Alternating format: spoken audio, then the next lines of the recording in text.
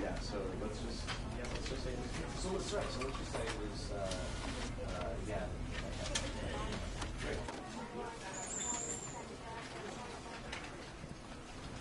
I know that you're not me. Because it was like well, right. You know, because I wanted to put him down to be a better boss. Basically. Right.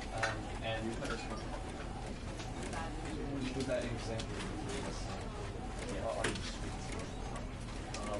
Does it work from like does it still work? Do you feel support you if I don't?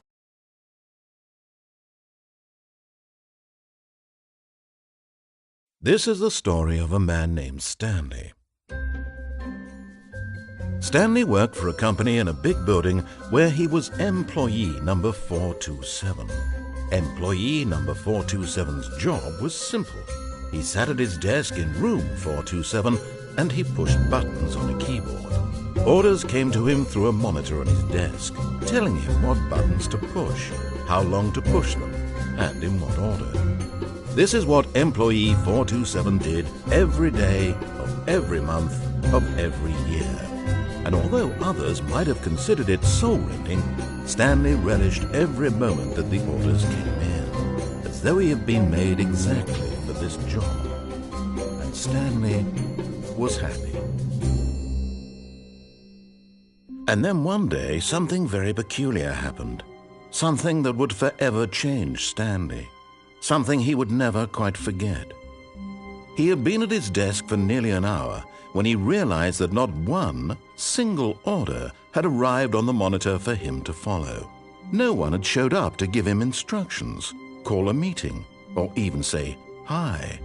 Never in all his years at the company had this happened, this complete isolation. Something was very clearly wrong. Shocked, frozen solid, Stanley found himself unable to move for the longest time. But as he came to his wits and regained his senses, he got up from his desk and stepped out of his office.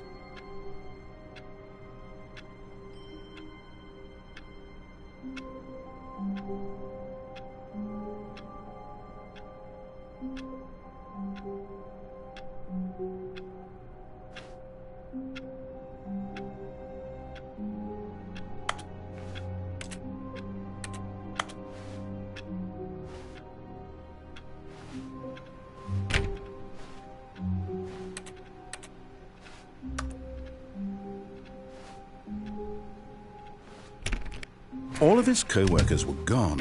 What could it mean? Stanley decided to go to the meeting room. Perhaps he had simply missed a memo.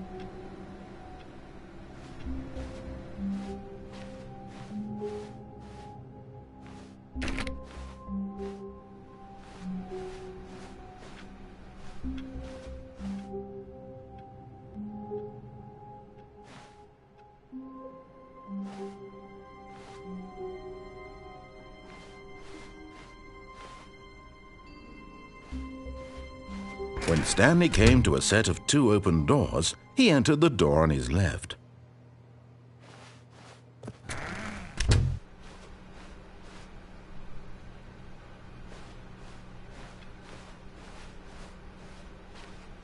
Yet there was not a single person here either.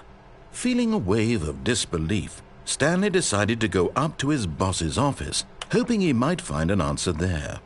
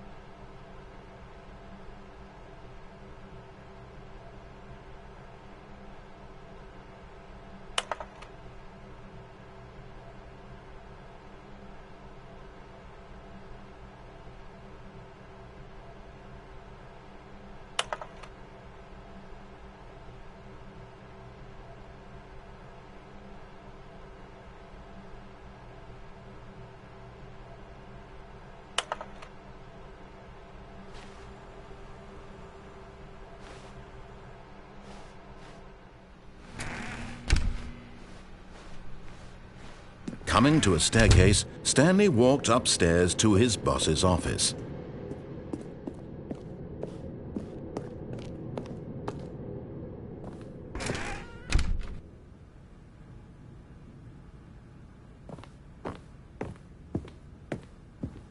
Stepping into his manager's office, Stanley was once again stunned to discover not an indication of any human life. Shocked, unraveled, Stanley wondered in disbelief who orchestrated this. What dark secret was being held from him? What he could not have known was that the keypad behind the boss's desk guarded the terrible truth that his boss had been keeping from him. And so the boss had assigned it an extra secret PIN number, 2845. But of course, Stanley couldn't possibly have known this. Yet incredibly, by simply pushing random buttons on the keypad, Stanley happened to input the correct code by sheer luck. Amazing. He stepped into the newly opened passageway.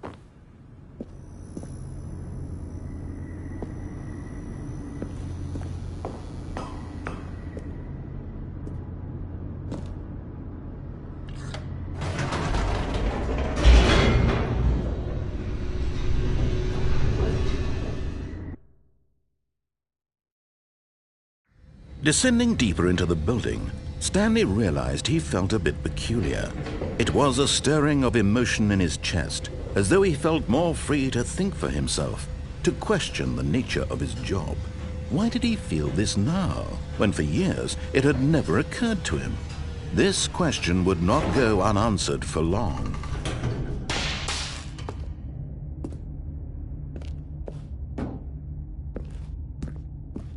Stanley walked straight ahead through the large door that read Mind Control Facility.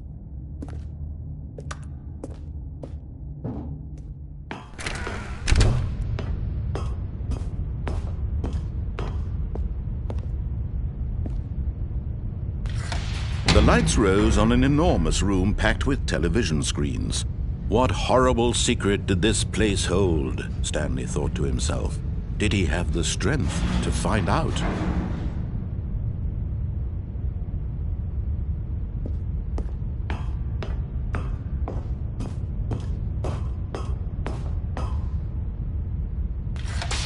Now the monitors jumped to life, their true nature revealed. Each bore the number of an employee in the building, Stanley's co-workers. The lives of so many individuals reduced to images on a screen, and Stanley, one of them, eternally monitored in this place where freedom meant nothing.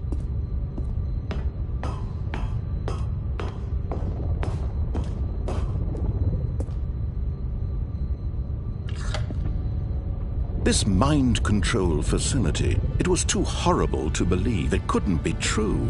Had Stanley really been under someone's control all this time? Was this the only reason he was happy with his boring job? That his emotions had been manipulated to accept it blindly? No, he refused to believe it. He couldn't accept it. His own life in someone else's control? Never! It was unthinkable, wasn't it? Was it even possible? Had he truly spent his entire life utterly blind to the world?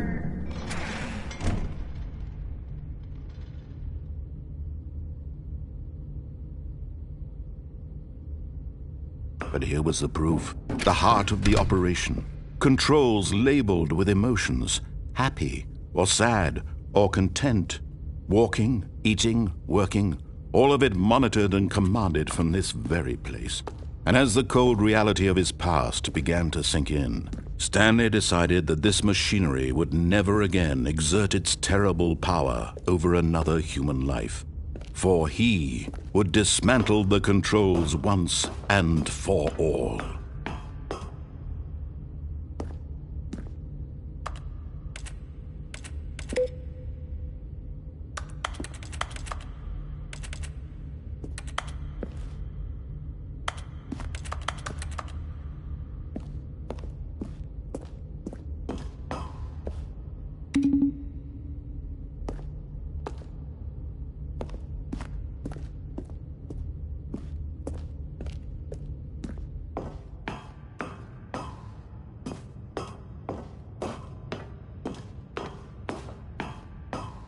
And when at last he found the source of the room's power, he knew it was his duty. Oh, Stanley, you didn't just activate the controls, did you? After they kept you enslaved all these years, you go and you try to take control of the machine for yourself. Is that what you wanted? Control? Oh, Stanley, I applaud your effort, I really do. But you need to understand, there's only so much that machine can do. You were supposed to let it go, turn the controls off, and leave. If you want to throw my story off track, you're going to have to do much better than that. I'm afraid you don't have nearly the power you think you do. For example, and I believe you'll find this pertinent, Stanley suddenly realized he had just initiated the network's emergency detonation system. In the event that this machine is activated without proper DNA identification, nuclear detonators are said to explode, eliminating the entire complex. How long until detonation then? Let's say, 2 minutes. Ah, now this is making things a little more fun, isn't it, Stanley? It's your time to shine. You are the star. It's your story now. Shape it to your heart's desires. Oh, this is much better than what I had in mind. What a shame we have so little time left to enjoy it. Mere moments until the bomb goes off. But what precious moments each one of them is. More time to talk about you, about me, where we're going, what all this means. I barely know where to start. What's that? You'd like to know where your co-workers are? A moment of solace before you're obliterated? All right, I'm in a good mood. You're going to die anyway. I'll tell you exactly what happened to them. I erased them. I turned off the machine. I set you free. Of course, that was merely in this instance of the story. Sometimes when I tell it, I simply let you sit there in your office forever, pushing buttons endlessly and then dying alone. Other times, I let the office sink into the ground, swallowing everyone inside, or I let it burn to a crisp. I have to say this, though, this version of events has been rather amusing. Watching you try to make sense of everything and take back the control wrested away from you, it's quite rich. I almost hate to see it go. But I'm sure whatever I come up with on the next go-around will be even better. My goodness, only 34 seconds left. But I'm enjoying this so much. You know what? To hell with it. I'm going to put some extra time on the clock, why not? These are precious additional seconds, Stanley. Time doesn't grow on trees. Oh dear me, what's the matter, Stanley? Is it that you have no idea where you're going or what you're supposed to be doing right now? Or did you just assume when you saw that timer that something in this room was capable of turning it off? I mean, look at you. Running from button to button, screen to screen, clicking on every little thing in this room. These numbered buttons, no, these colored ones, or maybe this big red button, or this door. Everything, anything, something here will save me. Why would you think that, Stanley?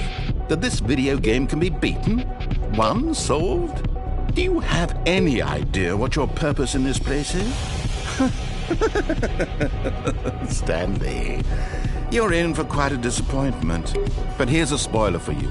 That timer isn't a catalyst to keep the action moving along. It's just seconds ticking away to your death. You're only still playing instead of watching a cutscene because I want to watch you for every moment that you're powerless. To see you made humble. This is not a challenge. It's a tragedy. You wanted to control this world, that's fine. But I'm going to destroy it first, so you can't. Take a look at the clock, Stanley. That's 30 seconds you have left to struggle. 30 seconds until a big boom and then nothing. No ending here, just you being blown to pieces. Will you cling desperately to your frail life, or will you let it go peacefully? Another choice. Make it count, or don't. It's all the same to me, all a part of the joke. And believe me, I will be laughing at every second of your inevitable life from the moment we fade in until the moment I say, happily ever after.